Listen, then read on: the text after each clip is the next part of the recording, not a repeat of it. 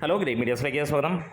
ആവേശത്തിൻ്റെ OTT വന്നിരിക്കുന്നത് Amazon പ്രൈമിലാണ്. ഇന്നലെ രാത്രി മുതൽ എല്ലാവർക്കും OTTയിൽ ഈ സിനിമ കാണാൻ കഴിയുന്നു എന്നുള്ളതാണ്. പറഞ്ഞു വരുന്ന കാര്യം വേറെ ഒന്നുമല്ല, OTT റൈറ്റ്സ് വിറ്റുപോയിരിക്കുന്ന എമൗണ്ട് കേട്ടാൽ കണ്ണ് തള്ളും എന്നുള്ളതാണ്.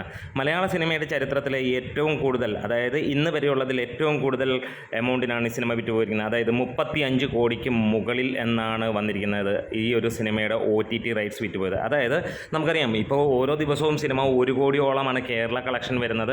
അങ്ങനെ നോക്കുമ്പോൾ തിയേറ്റർ ഷെയറും എല്ലാം കഴിഞ്ഞിട്ട് വരുമ്പോഴത്തേക്ക് ഏകദേശം ഒരു 40 ലക്ഷത്തോളം രൂപ, ടാക്സും എല്ലാം കഴിഞ്ഞ് കഴിയുമ്പോൾ ഒരു 40 ലക്ഷം രൂപയോളമാണ് പ്രൊഡ്യൂസറിൻ്റെ അക്കൗണ്ടിലേക്ക് വരുന്നത്.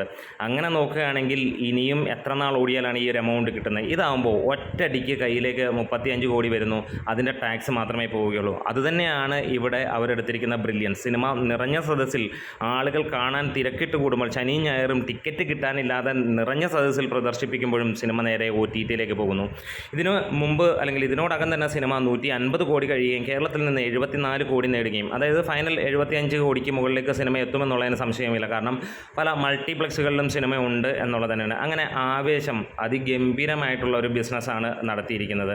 ഇനിയുള്ള സിനിമകൾക്കും ഇതിൻ്റെ മുകളിലേക്കാണ്. നമ്മളിപ്പോൾ പുതിയ വിശേഷങ്ങളൊക്കെ കേട്ട് വരുന്നുണ്ട്. വേറൊന്നുമല്ല, ടർബോയുടെ OTT റൈറ്റ്സ് റെക്കോർഡ് തുകയ്ക്കാണ് വിറ്റുപോയിരിക്കുന്നത്. അതായത് ഇതിൻ്റെയൊക്കെ മുകളിൽ കണ്ണ് തള്ളിക്കുന്ന ലെവലിലുള്ളതാണ്. അതിൻ്റെ ഒരു അപ്ഡേറ്റും കാര്യങ്ങളും കിട്ടുന്നതനുസരിച്ചിട്ട് നമ്മൾ വീഡിയോയുമായിട്ട് വരുന്നതാണ്. എന്തായാലും ആവേശം OTTയിൽ കണ്ടവർക്ക് ഒന്ന് അഭിപ്രായം പറയാം. തിയേറ്ററിൽ പോയി കാണാത്ത ആളുകൾക്ക് അത് കാണാനൊരു അവസരമാണ്.